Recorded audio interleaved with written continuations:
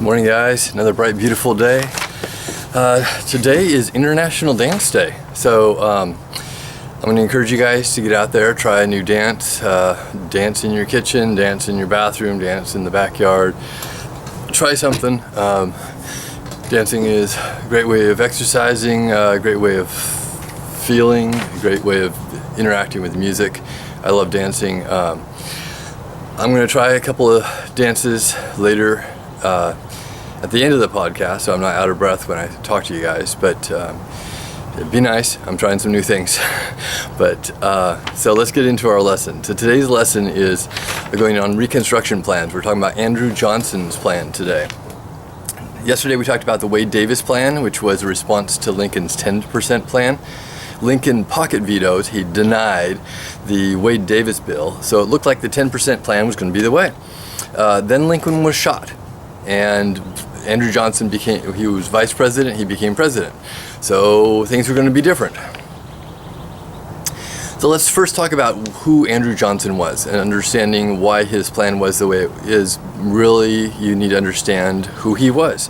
He was not a Northerner. He was from the South. He represented a lot of Southern values, and that was one of the reasons why Abraham Lincoln included him on the presidential ticket as a running mate, because he wanted not to alienate the South. He still wanted to represent the entire country, which was a smart move on his point.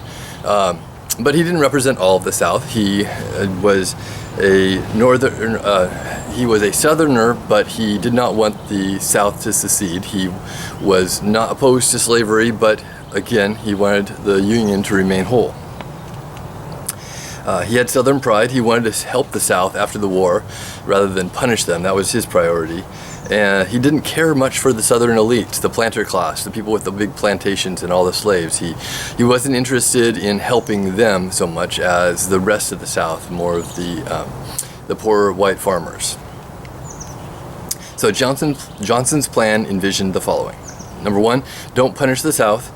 We wanted the nation to heal more quickly, but also it wasn't the entire South that was doing this. It was just the leaders, the high-ranking Confederate leaders and the elite planter class that was responsible for this whole conflict.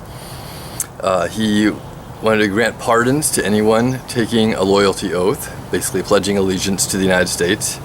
No pardons would be available to high Confederate officials and persons owning property valued in excess of $20,000, which at the time was somebody who was really wealthy. A state needed to abolish slavery before being readmitted into the Union. It needed to repeal its secession before being readmitted, which means that they had formally decided to leave the Union, so now they have to formally decide that they are coming back to the Union. And the state needed to write a new state constitution, which I'm sure he was hoping that in that constitution would be some stipulations that include a repeal of slavery and a not leaving the Union clause, something like that. And then finally cancel Confederate debt. It was the end of the war, and end of any war, there's a lot of bills to be paid.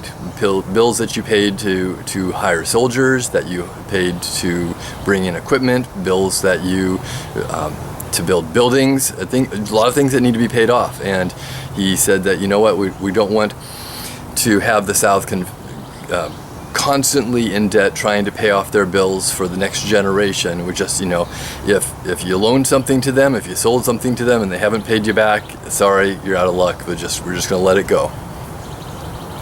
Once these states met these conditions, though, they could run their own state governments and send representatives to Congress, and then they could continue on their way. They did not, this is an important clause, they did not have to grant equal rights to blacks. They needed to repeal slavery, but blacks did not, African Americans did not have to have the same rights as everyone else. Johnson actually confused people. He was part of the federal government. He was for the Union staying together, but he was a Southerner. At first he looked like he was going to be more harsh than Lincoln because he thought that the South was out of line and he was going to punish the South. And so the radical Republicans liked his ideas, but then it looked like he still sympathized too much with the South and he was going to give too much power back to them too easily. Confederate leaders weren't supposed to get back into power, and that might be something that he would do. In fact, in order for them to get back into power, they'd need to have a presidential pardon, and he looked all too ready to give out presidential pardons left and right. So think about this plan. Think about if you think it's a good plan or bad plan, if it's better than Lincoln's plan, or better than the Wade Davis bill. Remember our goals and our obstacles. We want to reunite the country, we want to rebuild, we want to heal, but how can we make that happen? Obstacles in the way, we have the legacy of slavery, still a major factor. The question of punishment, do we punish the South? And prevention, are we going to prevent another civil war? And then how do you rebuild this broken world? That's the last point. In the notes, I've got a link to a couple of web pages that give you a little more background on Andrew Johnson and his plan for Reconstruction. Please take a look at those. Frequently the notes, the links that I give you are optional, but this time I'd like you to at least take a look at the first 2 pages of that link. Your goals still for the week right now, you're working on your Reconstruction plans assignment.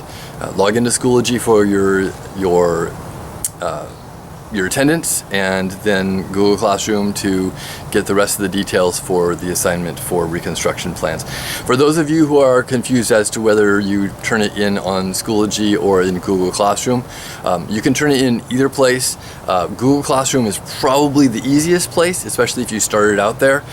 Don't feel that you need to turn it into Schoology also.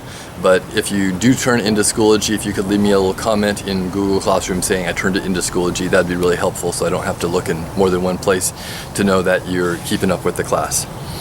All right, stay safe, stay healthy, and then I'm going to close out with a little bit of a dance that I've been practicing. Thank you.